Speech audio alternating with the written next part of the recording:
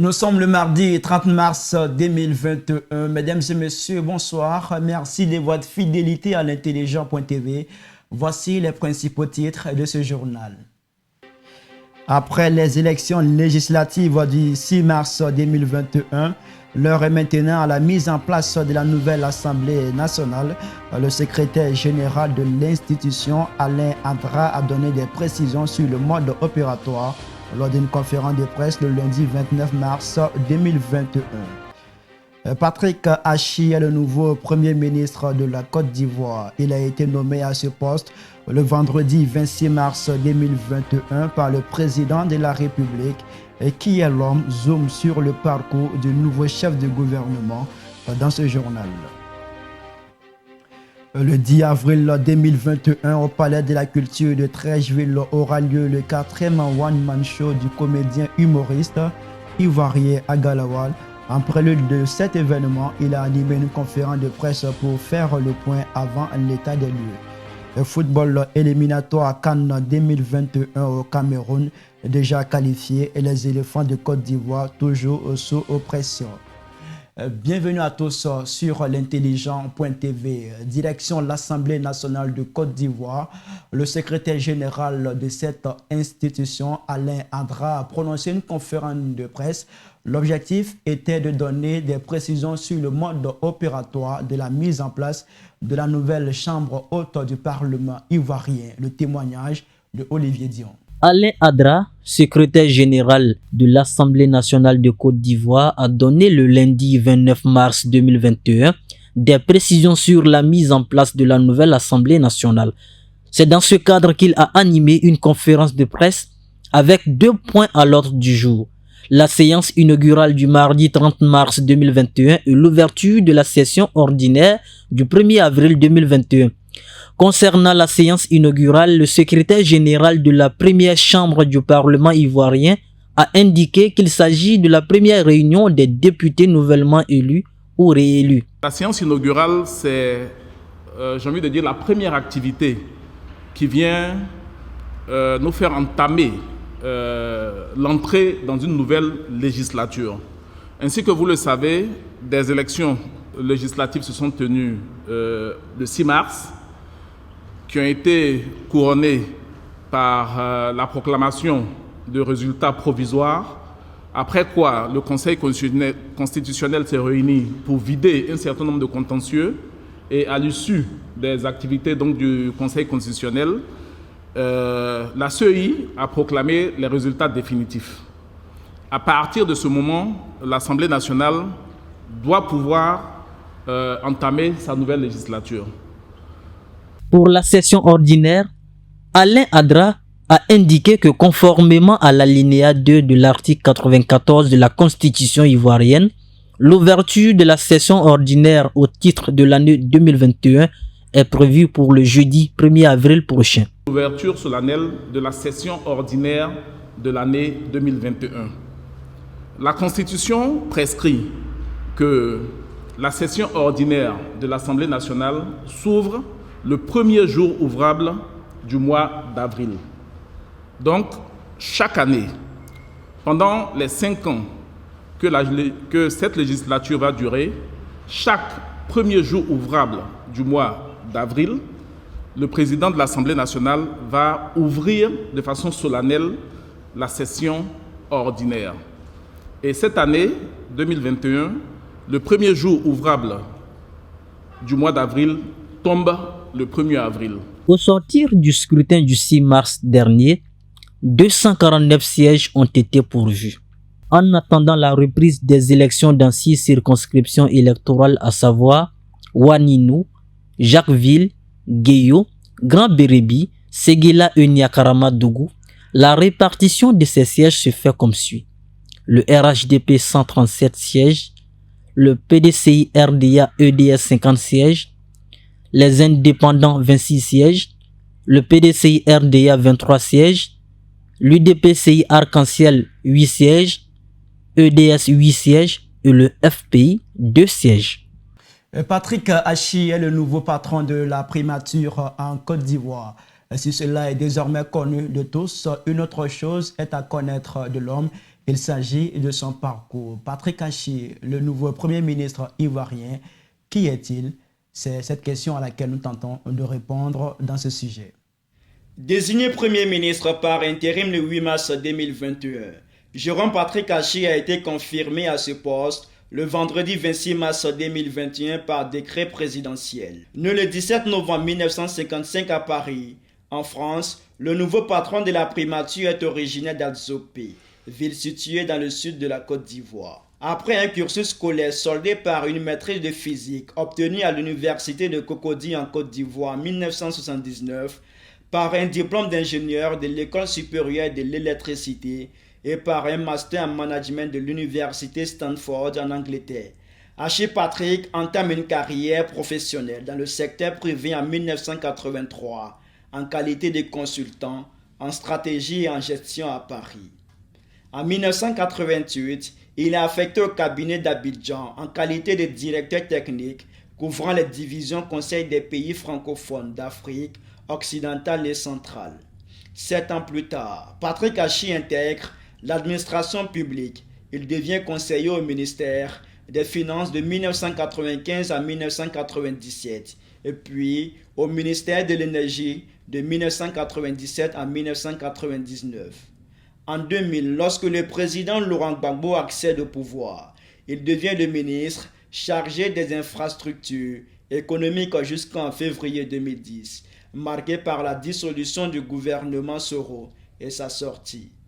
Achi Patrick se voit confier à nouveau le même poste sous la présidence d'Alassane Ouattara d'avril 2011 à 2017.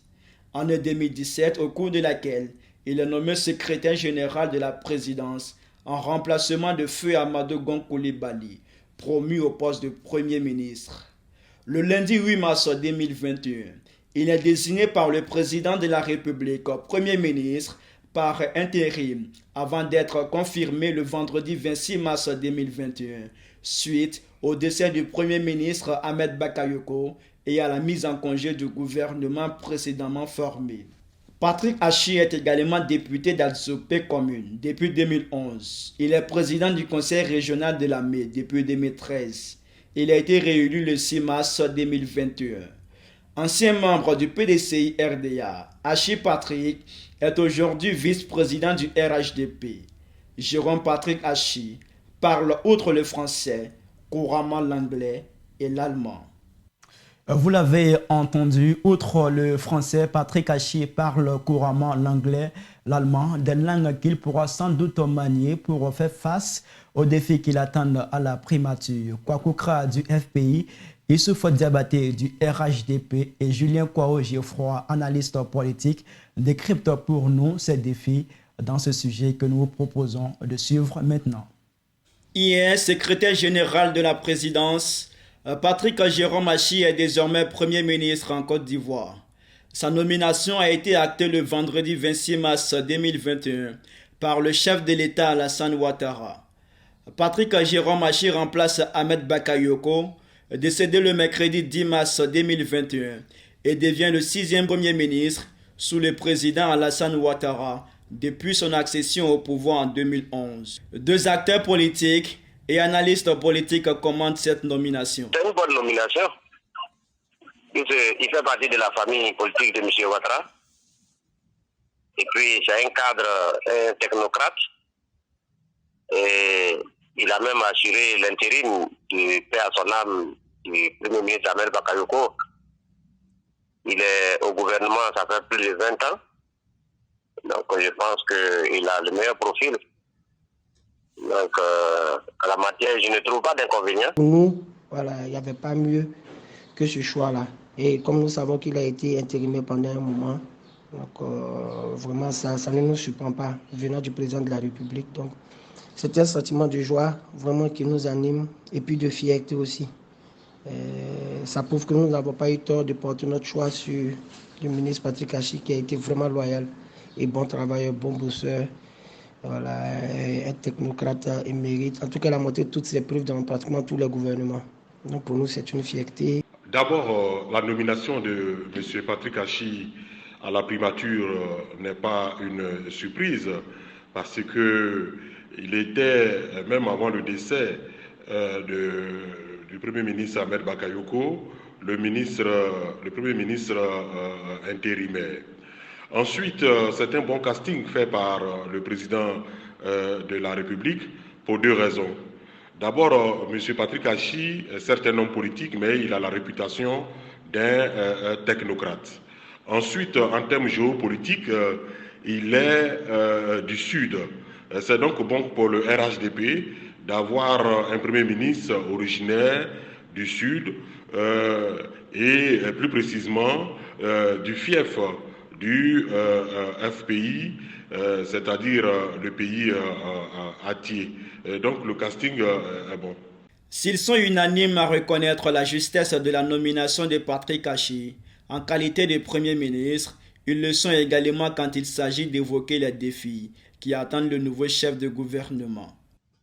Donc, s'il arrive à satisfaire les Ivoiriens dans leur vécu quotidien, s'il arrive à faire en sorte que les prisonniers des différentes crises soient libérés, s'il arrive à faire rassurer les uns et les autres afin que l'exil soit atténué, s'il arrive à faire en sorte que les différents prisonniers d'opinion puissent recouvrir la liberté, c'est tout cela. Et je pense qu'il aura pour tâche aussi de préparer 2025. Voilà. Et avec les réformes structurelles, les réformes politiques et sociales. S'il peut faire tout cela, je pense qu'il sera un meilleur Premier ministre. En tout cas, nous comptons sur lui pour rassembler les Ivoiriens. Voilà, parce que il y a un temps pour faire les palabres et puis il y a un temps pour se mettre ensemble pour travailler. Et je pense que le moment est venu pour que tous les Ivoiriens se mettent ensemble. Il doit boiter le pas personnellement au Premier ministre Ahmed Bakayoko et réconcilier tout le monde, appeler tout le monde sur une table de discussion. Voilà, afin que nous puissions parler d'une même voix et l'intérêt de la Côte d'Ivoire d'abord. Voilà, et puis après, bon, je pense que les autres choses, il a vraiment cette connaissance-là. Voilà, hors de partie et chercher des barrières de foi et autres, parce que lui-même, il a dit, il accompagne pratiquement le président dans toutes ses tournées. Et pour ça, en tout cas, nous, on ne le doute pas du fait qu'il a été plusieurs années ministre de l'infrastructure. Donc, sur ce plan-là, nous sommes vraiment satisfaits. Nous savons que nous avons eu un bosseur devant nous. Quant à lui de booster les choses, de travailler, de redoubler d'efforts pour faire plaisir au président de la République, pour ne pas qu'il regrette vraiment ce choix-là. À écouter le discours social, les Ivoiriens ont besoin aujourd'hui de deux choses. D'abord, la réconciliation nationale et ensuite la bonne répartition des richesses nationales nées de l'embellie économique. Et donc les deux chantiers qui attendent le nouveau Premier ministre, c'est évidemment de réussir à réconcilier les Ivoiriens et à permettre aux Ivoiriens d'avoir un pouvoir d'achat pouvant leur permettre d'améliorer leurs conditions de vie. Dans tous les cas de figure, vous savez très bien qu'en Côte d'Ivoire, le Premier ministre n'a pas de véritable pouvoir politique. Il travaille sous l'autorité et le contrôle du président de la République, véritable détenteur du pouvoir exécutif. Et c'est au président de la République de définir et d'orienter la politique nationale. Le Premier ministre Patrick Achi sera-t-il en mesure de réussir le pari? C'est tout le mal que l'on puisse souhaiter à l'ancien secrétaire général de la présidence et à sa nouvelle équipe gouvernementale. Un mot de football dans ce journal. Les éléphants de Côte d'Ivoire affrontent l'Éthiopie ce mardi 30 mars 2021 au stade Alassane Ouattara de Bimpe dans le cadre de la 6e et dernière journée des éliminatoires de la CAN 2021 au Cameroun. Un match que le poulain de Patrice Baumel aborde sous pression, bien que déjà qualifié. Ange Kouadio nous en donne les raisons. Déjà qualifiés après le match contre le Niger, les éléphants de Côte d'Ivoire sont toujours sous pression. Parce qu'ils doivent remporter le match à domicile face à l'Éthiopie le mardi 30 mars 2021 au stade olympique Alassane Ouattara de Bimpe. Un match qui rentre dans le cadre de la 6e et dernière journée des éliminatoires de la CAN 2021 au Cameroun. Leader de la poule K au thème de la 5e journée avec 10 points après le succès en déplacement face au MENA sur le score de 3-0. Les éléphants de Côte d'Ivoire sont déjà assurés de participer à la phase finale de la CAN 2021 au Cameroun pour la 24e fois de leur histoire. Au stade du général Séni Koché de Niamey le vendredi 26 mars 2021, Serge Aurier, Marcelin Gradel et Wilfried Canon ont été les acteurs majeurs de la victoire. Peu importe l'issue du match de ce mardi, la Côte d'Ivoire est assurée d'être du rendez-vous du Cameroun. Toutefois, les hommes de Patrick Baumel doivent finir en beauté à domicile avec une victoire, la première au stade olympique Alassane Ouattara de BNP. Mieux, les Pachidem doivent laver l'affront de la 2e journée dans ce groupe. En déplacement en novembre 2019 en Éthiopie, la Côte d'Ivoire s'était inclinée sur le score de 2-1. Selon la direction de la communication de la FIB, cette rencontre se jouera à huis clos. Et puis cette triste nouvelle, la grande faucheuse vient encore de faire parler d'elle en Côte d'Ivoire, mais cette fois dans le monde universitaire. Le professeur Dibi Kwadio Augustin a tiré sa révérence le lundi 29 mars 2021. Un grand spécialiste du philosophe allemand Hegel, il était l'un des doyens et des têtes grises du département de philosophie à l'université Félix Houphouët-Boigny et de Cocody. Alafé Wakili, directeur général de l'intelligent d'Abidjan, était l'un de ses étudiants. Il témoigne et rend hommage aux défunts.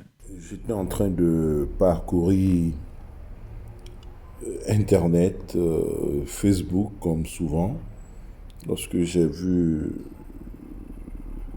une publication du professeur Boitier-Mélé Ramsès, qui fut aussi mon enseignant, mon professeur à la même période, annonçant le décès du professeur Dibi Augustin Kofi. Et j'ai fait ce test. Un autre homme brillant qui s'en va, un maître de la réflexion et de la pensée, un grand professeur de philosophie qui donnait vie et sens aux mots, tout en faisant sortir la philosophie du champ des choses difficilement intelligibles. Il fut mon professeur au département de philosophie de 1991 à 1994, durant 3 ans. Je garde un grand souvenir et d'excellents souvenirs de lui.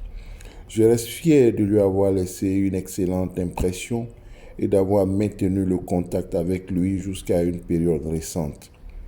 Ce que je retiens de lui, c'est qu'il disait que j'étais une perte pour la philosophie et que je devais poursuivre mes études pour arriver au doctorat, pour enseigner la philosophie et transmettre la connaissance et le savoir. Mais déjà piqué par le virus du journalisme, je n'ai pas pu poursuivre ses études comme il le souhaitait. Et à l'époque, c'était à sa grande déception.